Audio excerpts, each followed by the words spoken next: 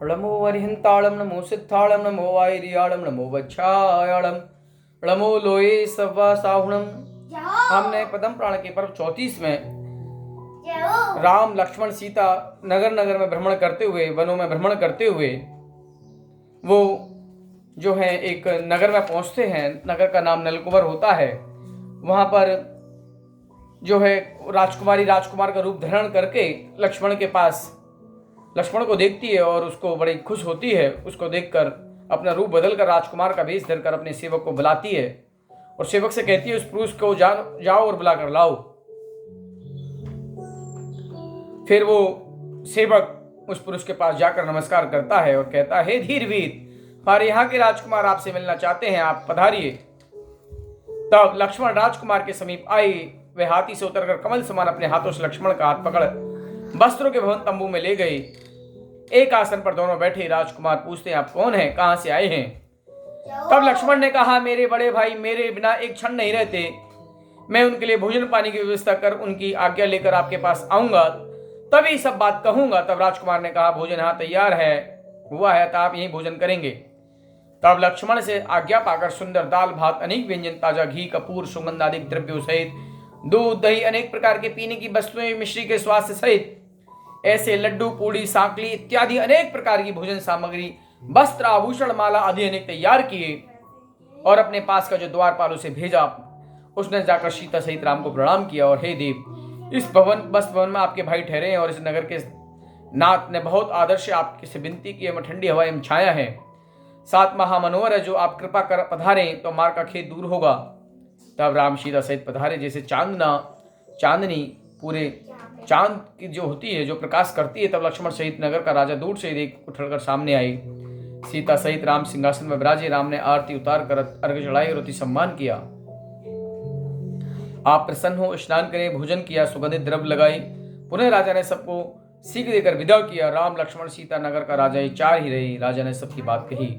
मेरे पिता के पास इनके हाथ समाचार आए हैं, वे एकांत की बात है, यहाँ कोई जो आए नहीं, वो जो आएगा उसे मैं मारूंगा। बड़े बड़े सामंत द्वार पर खड़े किए। एकांत में राम लक्ष्मण के आगे राजकुमार का भेष छोड़ लज्जा तब राजकुमारी का रूप स्वतः प्रकट दिखाया। कैसी है कन्या? लज्जा से नम्रभूत है मुख उसका और रूप से मानो स्वर की देवांगना अथवा नागकुमारी। उसकी ज्योति वस्त्र भवन समान रूप हो गया, मानो चंद्रमा का उदय हुआ हो। वह राजकन्या के साक्षात लक्ष्मी समान और जैसा रूप गुण स्त्री में होना चाहिए वैसा ही कर्म के योग से प्राप्त हुआ। तत्काल उसने अपना रूप त्यागा, नारी का रूप लिया। मनोहर नेत्रों की प्यारी सती के चरणों में नमन कर पास में बैठी, जैसे लक्ष्मी रति के पास जाकर बैठे। इसका रूप देखकर लक्ष्मण काम से मोहित हो गए और ही अवस्था हो गई, नेत्र चलायमान हुए। तब श्री रामचंद्र जी ने राजकुमारी से पूछा, आप किनकी पुत्री है और पुरुष का वेश किस कारण बनाया? तब वह मधुर वाणी में अपने वस्त्रों से ढककर कहती है, हे देव, इस नगर का राजा वलिखिल्ल सुबुद्धिमान श्रावक की व्रत का धारी महादयालु जैन धर्मियों पर बात्सल्य करने वाला राजा की पृथ्वी रानी, उसे गर्व रहा। मैं गर्भ में आई और मलिक्षों के स्वामी से महायुद्ध हुआ। मेरा पिता पकड़ा गया। मेरा पिता सिंगोधर का सेवक राजा सिंगोधर ने आज्ञा दी कि वालिखिल के पुत्र होगा, वह राज्य करेगा। तब मैं पापिनी पुत्री हुई। हमारे मंत्री सुबुद्धि उन्होंने विचार कर राज्य पालन के लिए मुझे पुत्र बताया और सिंगोधर से विनती की, कल्याण माला मेरा नाम रखा। बड़ा उत्सव जन्म का किया। मेरी माता और मंत्री तो जानते हैं कि मैं राजकुमारी हूं, शेष सभी लोग मुझे राजकुमारी जानते हैं। अब मैंने इतने दिन व्यतीत किए, पुण्य के प्रभाव से मैं आपके दर्शन हुए।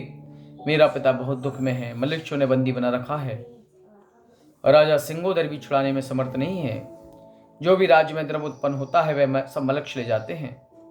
मेरी माता वियोग रूपी अग्नि से जल रही है।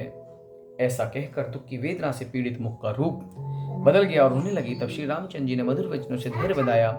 सीता गोद में लेकर बैठी, मुग्ध खोया। तब लक्ष्मण कहने लगे, हे सुंदरी, चिंता मत करो, आप पुरुष का वेश बनाकर राज करो। थोड़े दिनों में मलक्ष को पकड़ा और अपने पिता को छुटा देखोगी। ऐसा कहकर परम हर्ष उत्पन्न कराया। तब इनकी वचन सुनकर राजकुमारी ने अपने पिता का छूटा ही जाना। श्री राम लक्ष्मण देवों के समान 3 दिन बहुत आदर से यहाँ ही रही। पुनः रात्रि में सीता सहित उपवन से निकलकर गुप्त रूप से चले गई। प्रातःकाल राजपुत्री जगी तब उनको नहीं देखकर व्याकुल हुई और कहने लगी, वे महापुरुष मेरा मन हर कर ले गए, मुझे पापिन को नींद आ गई और वे गुप्त रूप से चलने लगे। इस प्रकार विलाप कर मन मस्तक रोने लगी। हाथी पर चढ़ पुरुष वेश में नगर को आई। राम लक्ष्मण कल्याण माला के विनय से प्रसन्न होकर मेघला नदी के पास पहुंचे। नदी पार करते हुए अनेक देशों को पार करते हुए विंध्याटवी में आई। मार्ग में जाते हुए ग्वालों ने मना किया, पर वह जंगल भयानक है, आपके जाने योग नहीं। तो भी इन्होंने बात नहीं मानी और आगे बढ़ती गई, चलते गई और वनलताओं से मंडित अनेक वृक्षों से पूरित उसमें दावानल अग्नि जल रही है। सीता ने श्री राम से कहा, हे पुरुषोत्तम, इस कांटे वाले वृक्ष पर बाईं तरफ कुआ बैठा है, वह कलह की सूचना दे रहा है। दूसरा कुआ शील वृक्ष पर बैठा है, वह जीत की सूचना दे रहा है। इसलिए एक मुहूर्त शांति रखो, फिर चलो, युद्ध के पश्चात जीत है। मेरे मन में ऐसा लग रहा है। दोनों भाई रुके, कुछ समय बाद चले। आगे मलिक्षों की सेना सामने दिखाई दी। दोनों भाई निर्भय होकर धनुष बाण लेकर मलिक्षों की सेना के सम्मुख आई। तब सभी सेना दसों दिशाओं में भाग गई। अपनी सेना को भागी देख बहुत मलिक्ष कवच पहन शस्त्र लेकर आए। उनके राम लक्ष्मण ने कीड़ा मात्र में जीते सभी मलिक्ष धनुष बाण डालकर पुकारते हुए स्वामी के पास जाकर सब वृतांत कहा। तब वे सभी मलिक्ष क्रोध कर पुनः धनुष बाण लेकर निर्दया पूर्वक बड़ी सेना से आए। काकोन जाति के मलिक्ष पृथ्वी पर प्रसिद्ध मांस भक्षी राजाओं से दुर्जय वे काली घटा समान उनकर आए। तब लक्ष्मण ने क्रोध कर धनुष बाण चढ़ाया और धनुष को देख सभी मलिक्ष डर से कंपायमान होकर वन की तरफ अंधों की तरह भड़क गए। तब महाभयंकर मलिक्षों का स्वामी रथ से उतरकर हाथ जोड़ प्रणाम कर चरणों में गिरा और अपना सर्वतांत राम लक्ष्मण दोनों भाइयों से कहा, हे प्रभु, कौशाम्बी नगरी में एक विष्णाचल ब्राह्मण अग्निहोत्री, उसकी प्रतिसंख्या स्त्री, उसका पुत्र में रौद्रभूत, दूत कला में प्रवीण, बाल अवस्था में क्रूर कर्मों को करने वाला, एक दिन चोरी करते हुए पकड़ा गया था। मुझे सूली पर चढ़ाने को तैयार हुए। एक दयावंत पुरुष ने मुझे छुड़ाया, तब मैं कांपता हुआ देश छोड़ आया हूं। कर्म के योग से मलिक्षों का स्वामी बना, महाभ्रष्ट पशु समान व्रत किया सिरहित। अब तक महासेना पे कहने पते अधिक बड़े राजा मेरे सन्मुख युद्ध करने में समर्थ नहीं होते थे, मेरे सामने नहीं आते थे। ऐसा मैं आपके दर्शन मात्र से वशीभूत हुआ हूं। धन्य भाग मेरे जो मैंने महापुरुषोत्तम देखे, मेरे बड़े भाग्य हैं, मैंने ऐसे महापुरुषोत्तम देखे हैं। अब मुझे जो आज्ञा करो वह ही करूंगा। मैं आपका सेवक, आपके चरणों की सेवा सिर पर धारण करता हूं। और यह विंध्याचल पर्वत रमणीक स्थान बहुत धन से भरा है, आप यहां राज्य करो, मैं आपका दास। ऐसा कहकर मूर्छा खाकर चरणों में गिर गया। जैसे वृक्ष निर्मूल होकर गिर पड़े, लक्ष्य को दुखी देख श्री रामचंद्र जी दया रूप कल्पवृक्ष समान कहने लगे, उठ, डर मत और बालखिल को छोड़ो, तत्काल यहां बुलाओ, उसका आज्ञाकारी मंत्री बनकर रहो। मलेक्षों की क्रीड़ा छोड़, पाप कर्म से निवृत्त हो, देश की रक्षा करो। इस प्रकार करने पर तेरी कुशल होगी।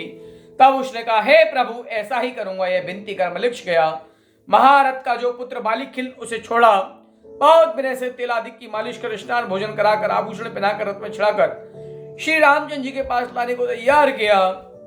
तब बालिखिल परमाश्चर्य को प्राप्त होकर सोचता है, कहाँ यह मलिक्ष महाशत्रु निर्दयी मेरा इतना विनय करते हैं, आज तो मुझे किसी की भेंट देंगे ऐसा मालूम हो रहा है। अब मेरा जीवन भी नहीं रहेगा। इस चिंता से बालिखिल आगे चला। आगे जाकर राम लक्ष्मण को देख परम हर्षित हुआ। रथ से उतरकर राम लक्ष्मण को नमस्कार कर कहता है, हे नाथ, मेरे पुण्य के उदय से आप पधारे, मुझे बंधन से छुड़ाया, आप इंद्र समान पुरुषोत्तम महापुरुष हो। तब राम ने आज्ञा दी, तुम अपने स्थान जाओ, अपने परिवार से मिलो। तब बालिखिल राम को प्रणाम कर रौद्रभूत सहित अपने नगर गया। श्री राम बालिखिल को छुड़ाकर रुद्रभूत को दास बनाकर वहां से चले। बालिखिल को आज्ञा सुनकर कल्याण माला महाभिभूति सहित सन्मुख आई। नगर में महाउत्साह हुआ। राजकुमार ने हृदय लगाकर अपनी सवारी में बिठाकर नगर में प्रवेश किया। रानी के रोम रोम पुलकित हुए। जैसा सुंदर शरीर पहले था, ऐसा पति के आने पर हो गया। सिंगोदर सहित बालिखिल के सभी हितकारी प्रसन्न हुए। कल्याणमाल राजपुत्र ने पुरुष के वेश में राज किया। इस बात का सबको आश्चर्य हुआ। कथा राजा श्रेणी से गौतम स्वामी ने कहा, हे राजन, वह रौद्र रूप अनेक देशों का काटन श्री राम के प्रभाव से बालिखिल का आज्ञाकारी सेवक हुआ। तब सिंगोदर भी शंका मानने लगे, इसलिए स्नेह से सम्मान करता रहा। बालिखिल रघुपति के प्रभाव से परम विभूति को प्राप्त कर पृथ्वी पर प्रकाश करता रहा, जैसा शीत ऋतु में प्रकाश करता है। अपना रानी सहित देवों के समान भोग भोगता है और जानता रहा कि पुण्य से ही शत्रुओं से छुटकर पुनः राज्य मिला। महापुरुषों के सानिध्य से सब कुछ प्राप्त होता है। जावाणी के ज्ञान से सूझे लोकालोक, स्ववाणी मस्तक नमो सदा दे ढूंढो। हे जिनवाणी भारती तो जपो तेरे, जो तेरो शरण गए सो पावी सुख चैन।